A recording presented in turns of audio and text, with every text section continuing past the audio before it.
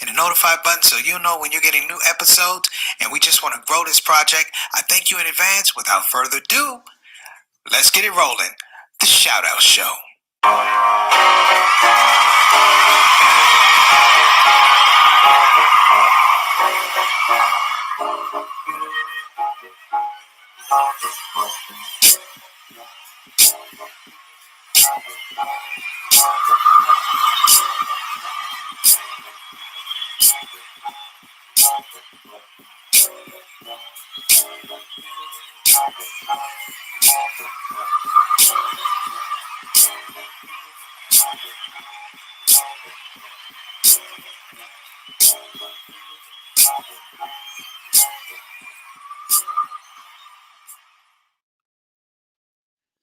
Assalamu alaikum warahmatullahi wabarakatuh, everybody. I'm Preacher Moss, host of the SOS, the Shout Out Show. I hope you're having a tremendous Saturday.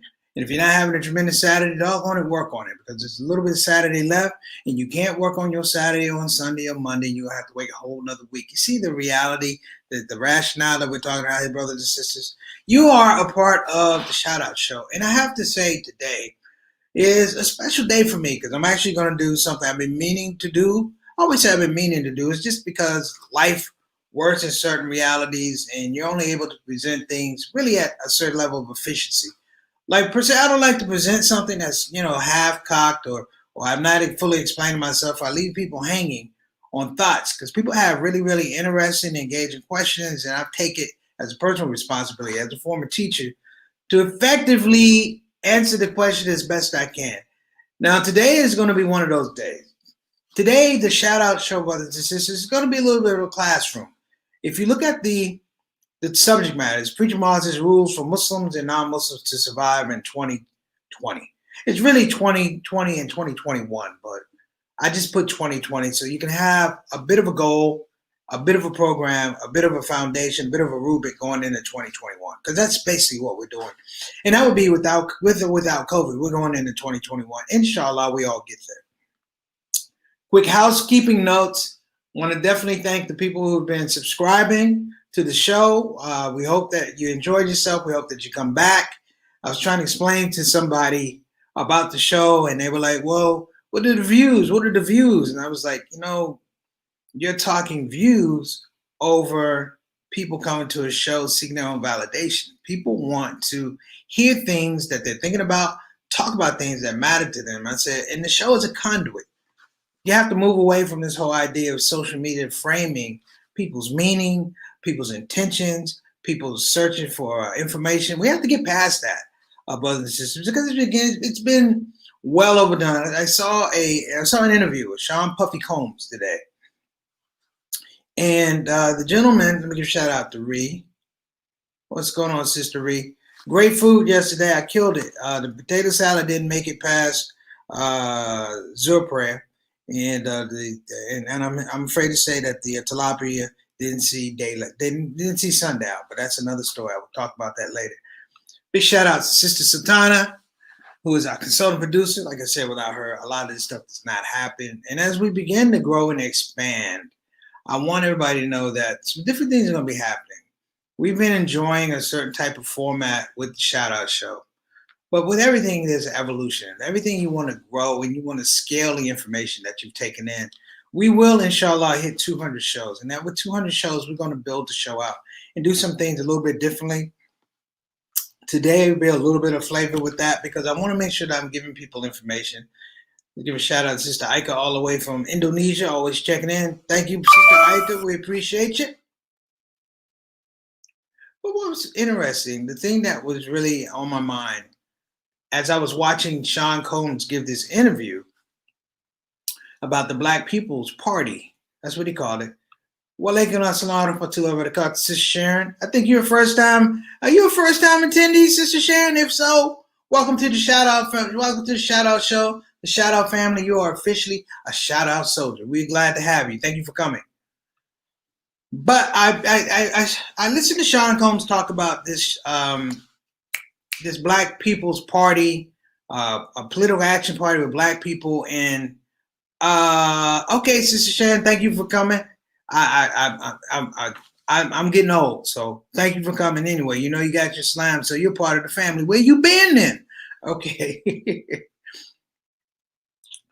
But as I listen to this young man, a multimillionaire, billionaire, I don't know, talk about political ideology, um, political frameworks. I mean, really understanding sociology, political science, and almost community building. I was disappointed.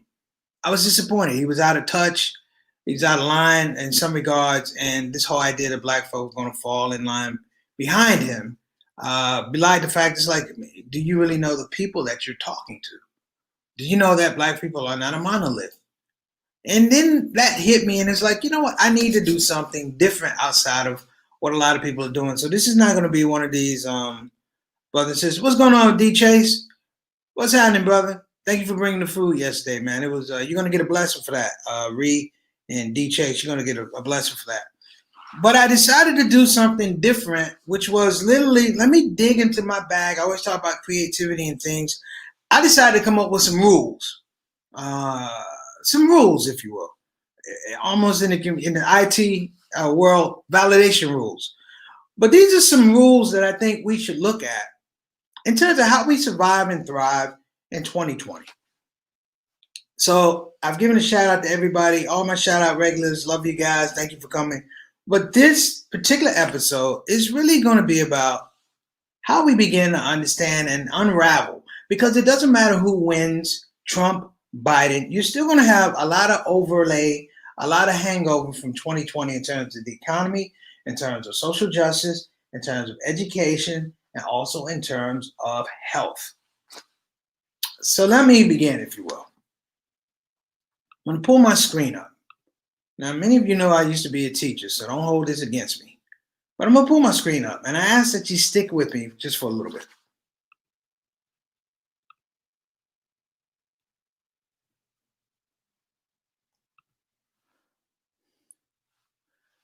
These are my 5 rules.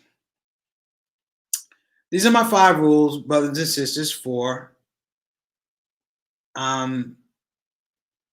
surviving and thriving in 2020. Now, my first one is major. I want you to balance your rest and peace with your worry issues. Let me say it again. I want you to balance your rest and peace with your worry issues. Let me tell you why.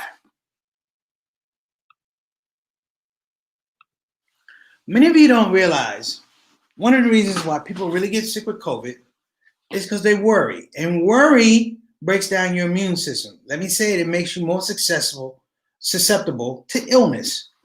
We have worry illnesses, stress, hypertension, stress, cancer, stress, mental health issues. We all know these things. I'm not telling you anything new, but I'm going to tell you this thing, and I hope you are listening to me very carefully. I say balance your peace and your rest against your worry, because what people don't realize about worry outside of, I'm stressing out. Worry, brothers and sisters, whether you like it or not, is a creative exercise. Worry is an outgrowth of creativity. When you say what you're worrying about, what are you doing? You're envisioning things in some regards that haven't happened yet. A does not equal B, does not equal C. But when you worry, you engage imagination on what you think will happen, which is prediction. And if you don't have prediction, then you engage yourself in another level of anxiety. And it goes on and on and on and on. Don't be creative in negative worry. Why is that important? Why is it important? Look at the world. Look at the presidency. People leading by worry and fear are very dangerous people. They're not balanced, and the things they leverage is not positivity or creativity. They leverage what? Their fears. To balance it out, they put it on you. So get your rest, brothers and sisters. Get your rest. Get your peace of mind, and understand outside of worry is this idea is that worry is a creative exercise. It takes just as much energy to create something negative as it does to create something positive. Remember that one. Number 2, Let me bring it up. Number 2, brothers and sisters, stop surrounding yourself with people who are always agreeable. Stop surrounding yourself with people who are always agreeable. What do you think? I don't know what you think. I think what you think. What do you feel like? Or what you feel like? I'm trying to go to the store. What you trying to do? I'm trying to go to the store. Hey, I'm trying to jump off a bridge and set myself on fire before I do it. What are you doing? Well, I got matches and gasoline. I'm going to jump off the bridge with you and catch fire too.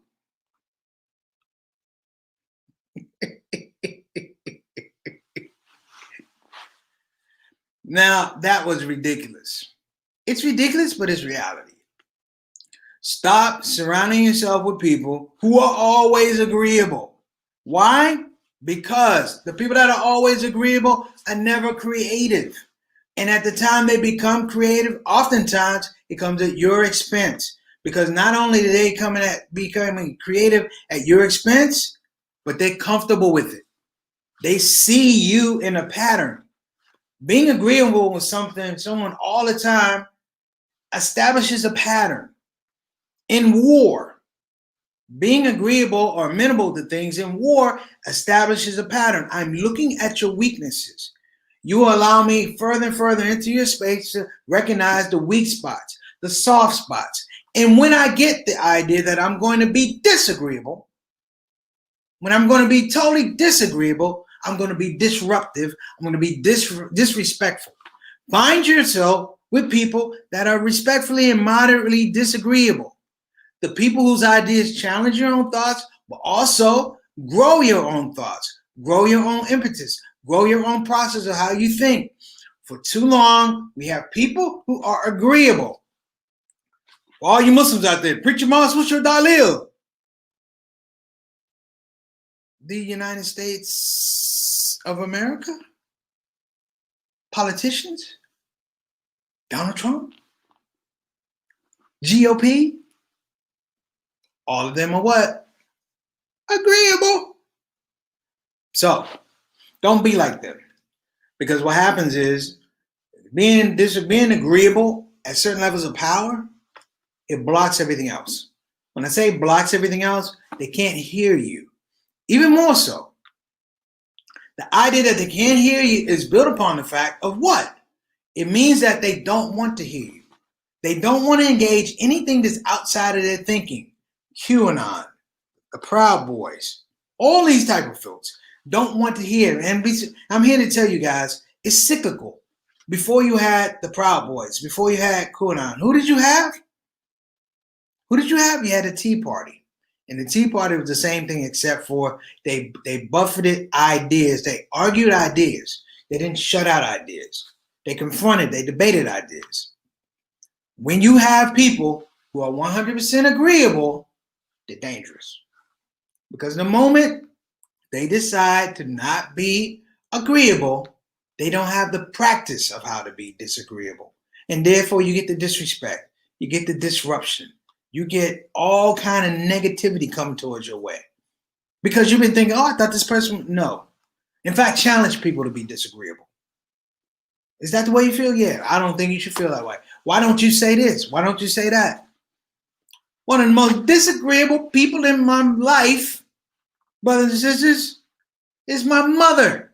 And as you think back, it was probably your mother. It's probably your father who did what? They forced you to think differently. That's what goes on in your teenage years. Oh, look, my mama crazy. That's because they told the line, and as you grew your own ideas, your own philosophies, they stayed who they were and they stuck to their core values.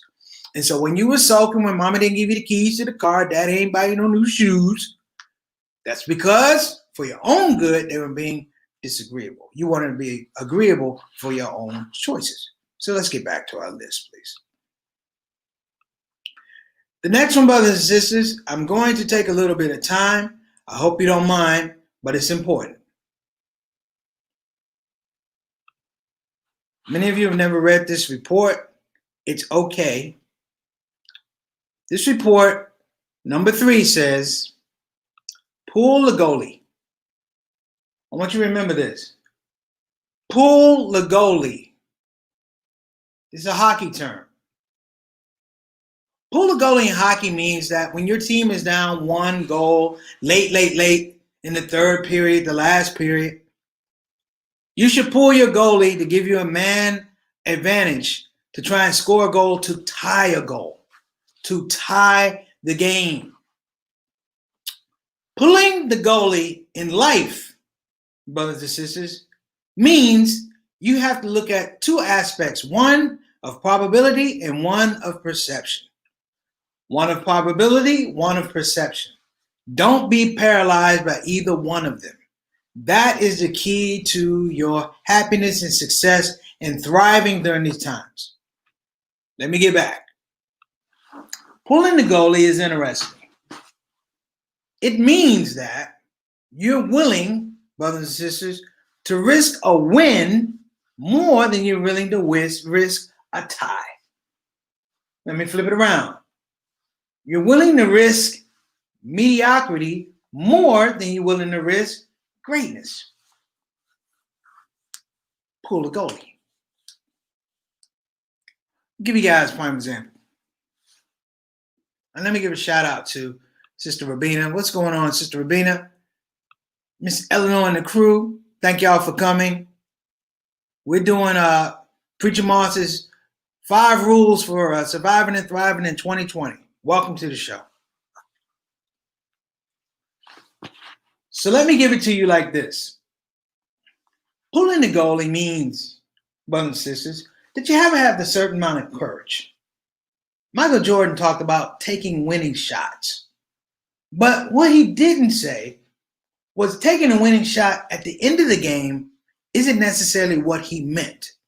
And for all of us, it shouldn't be what we mean. In the process of business and life, you're going to have to pull the goalie, meaning that you can't wait for mediocrity and give the same energy. You have to pull the goalie, brothers and sisters, because you see an opportunity and you're willing to go after the opportunity. The probability, if you will, of achieving your goal is a lot higher if you are looking at an early opportunity to engage it. At the end of a process, there's too much at the end of a process. You're dealing with time. You're dealing with pressure. You're dealing with perception. When I say this, it means that these are all of the things that allow us, in many regards, to choose mediocrity over being great, or being so-so over being excellent, of being courageous over being cowardly, of being clear-minded versus being intoxicated. These are major themes that we're overlooking. You want to hear about pull the goalie? I'll give you one.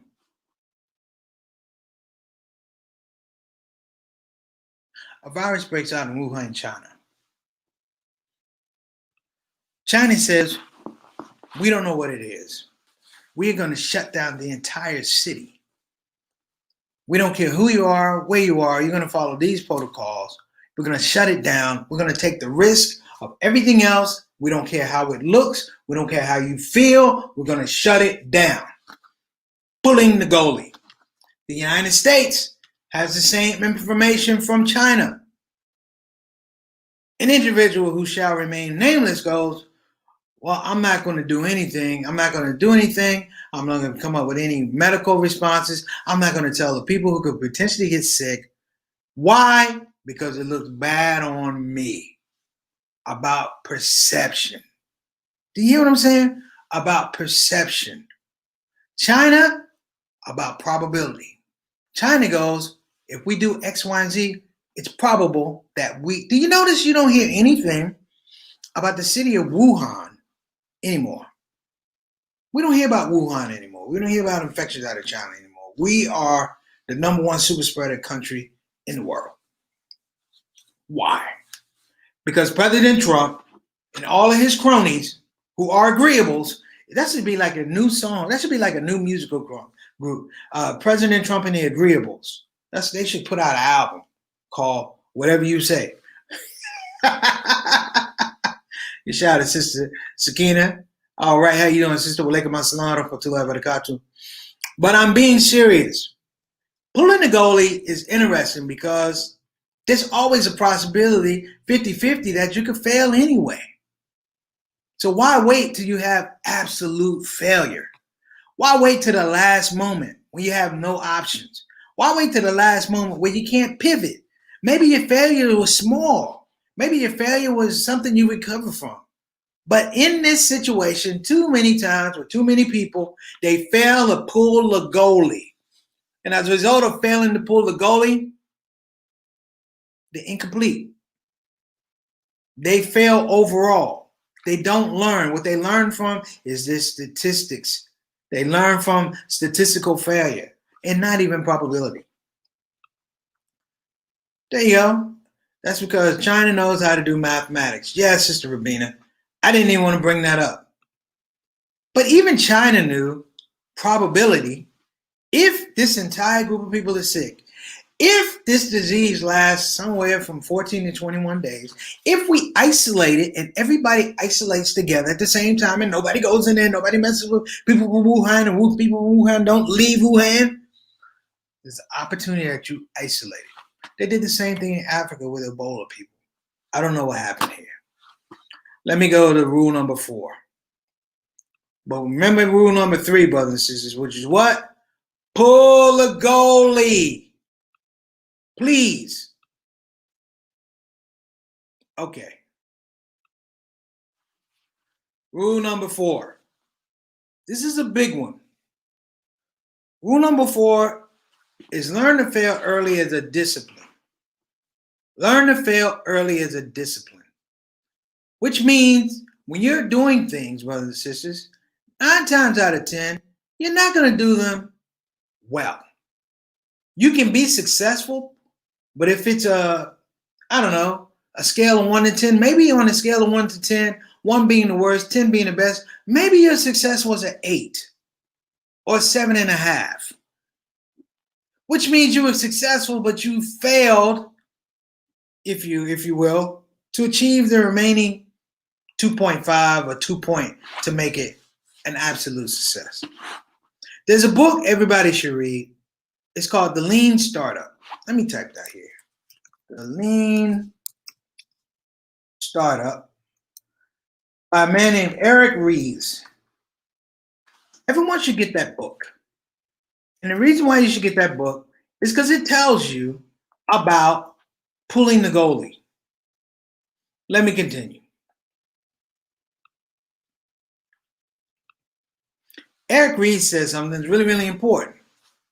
That too many times, too often, when we go out and set ourselves out to do something, brothers and sisters, it's with this idea that we're going to create the best machine. We're going to create the best dinner. We're going to have the best marriage. We're going to have the best kids. And we lend ourselves to that worry I told you about before. And coincidentally, when we go out and we try to set ourselves out on that path, if you will, we try to find people who are agreeable with us. I'll give a shout out. Sister Naima, thank you so much for coming, Sister Griffin. Appreciate you on the show as always. But I told you guys about number 4, right? Learn to fail early as a discipline.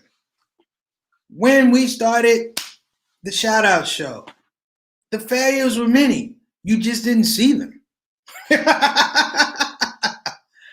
The failures happen way before I get on the show. Even these days, when I get up to do the show, I look and I take notes about what I failed on. Whether it was bringing up the correct video, whether it was not having my phone charged in long enough to act as a second camera. I do all of these things, and I appreciate that I fail early. Because when you fail early, they say your failures become your strengths.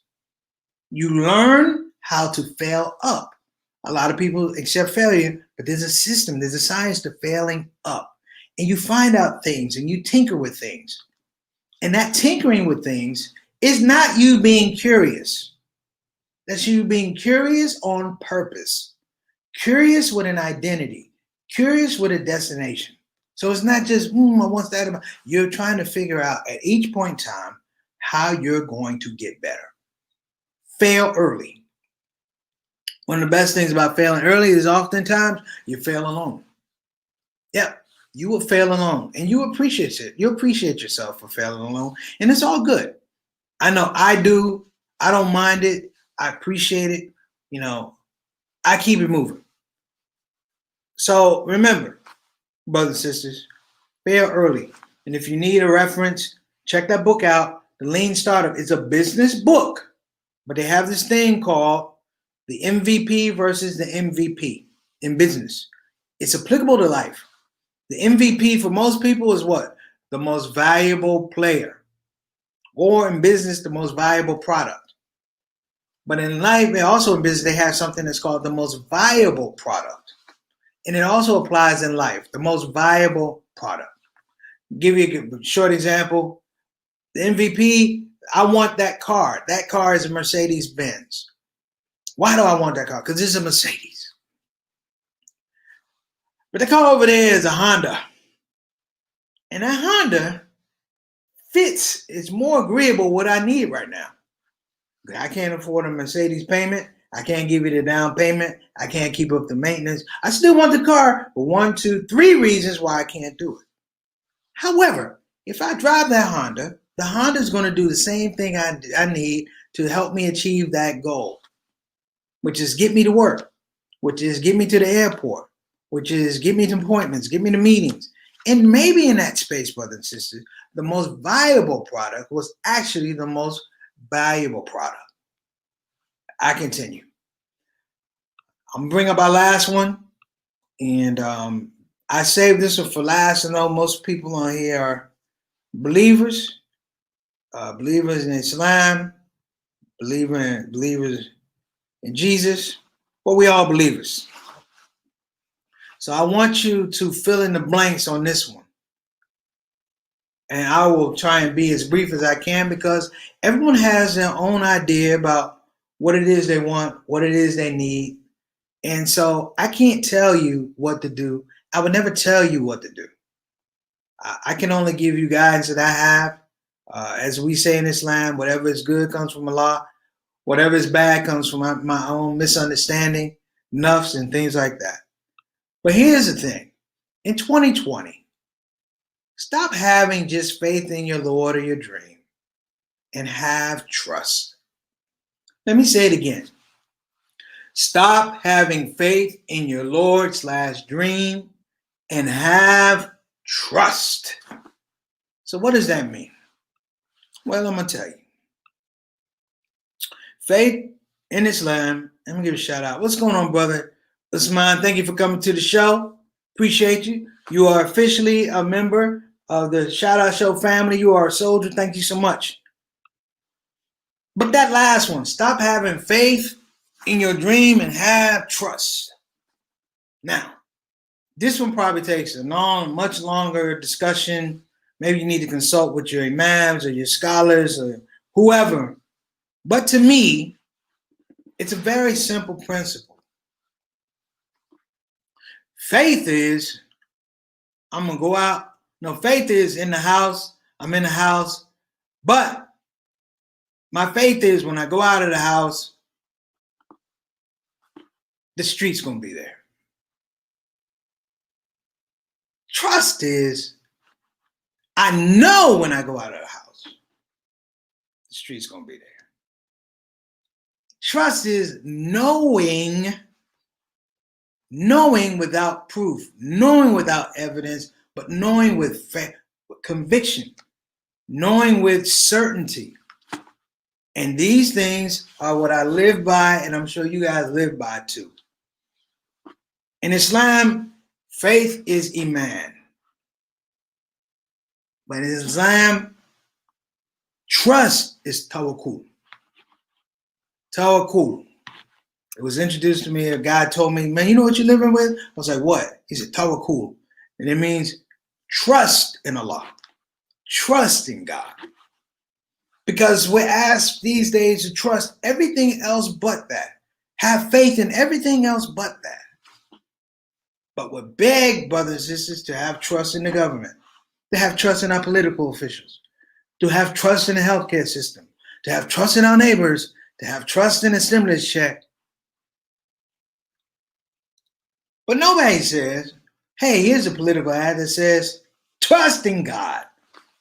And I'm here to tell you, 1, 2, 3, 4, 5 rules are all tied into this last rule. Trust in God.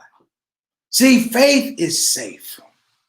I can have faith, but I ain't got to work too hard for it. I can have faith. I can pray. I can do those. Trust is I'm going to put my faith to the test. And I'm not even going to put it to the test. I know my faith moving towards trust is a powerful thing.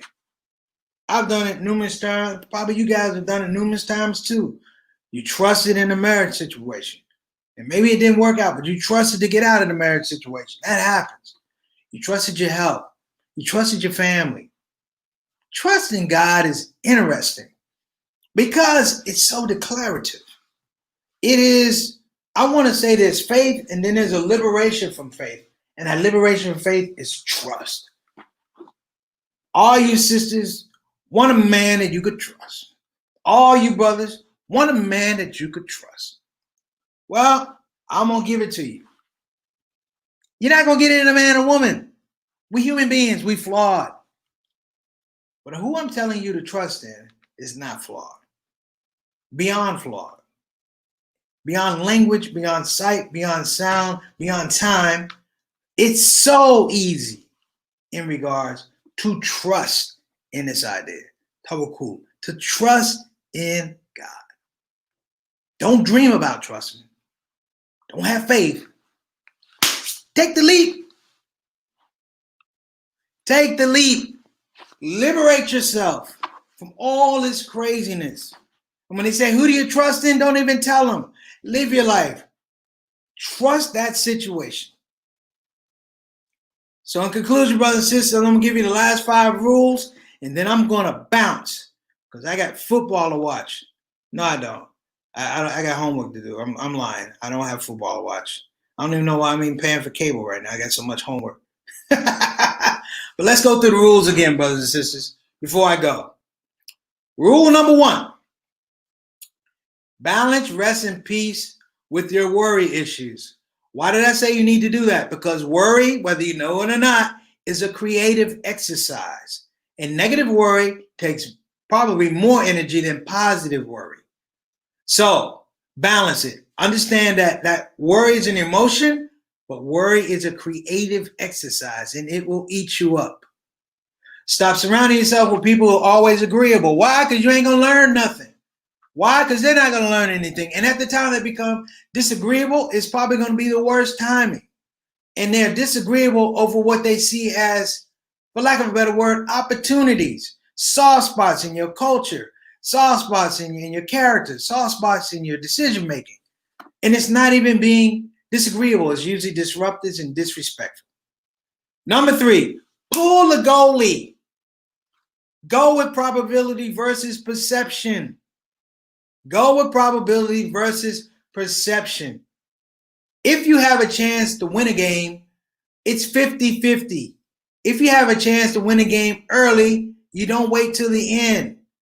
Winning, brothers and sisters, is not taking the last shot to win it. It is taking a series of shots, a series of decision making, a series of strategies that puts you in position, if you need to take a winning shot. Learn to fail early as a discipline.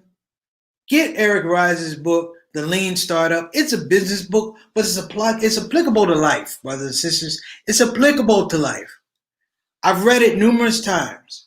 That and another book called Blue Ocean Strategy, which really delves into creativity. And the last one, stop having just faith in God. Have trust. In fact, look up faith and look up trust in the Oxford Dictionary or Webster's Dictionary. And it's going to give you a very, very, very clear distinction of what I'm talking about. So, all right, everybody. I know I rambled on. God bless you. Remember, in this season, everybody that's in the United States, I know we got some people coming from outside. Sister Rabina, Sister Ika. Listen, please vote.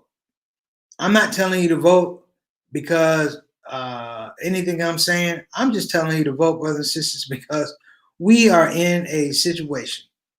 When I say a situation, I mean it's not a great situation either. I am saying that in some regards, in really a lot of regards, that we have to look and begin to ask questions about what we're seeing in the world. And so, with that, I'm going to ask everybody to still have a wonderful day. I thank you again for being a part of this. Also, if you have a shout out, listen, you can keep putting your shout outs after I leave the air.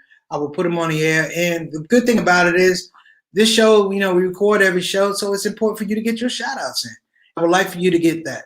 So everybody put your shout outs in while the credits are rolling, and I will make sure they get on there, inshallah. Thank you guys so much.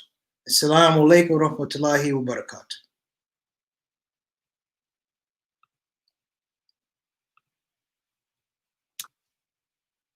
Oh.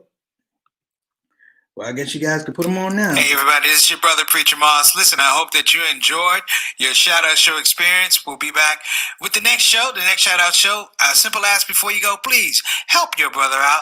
Click that subscribe button, click that notify button, and I'll see you again on this side of the microphone.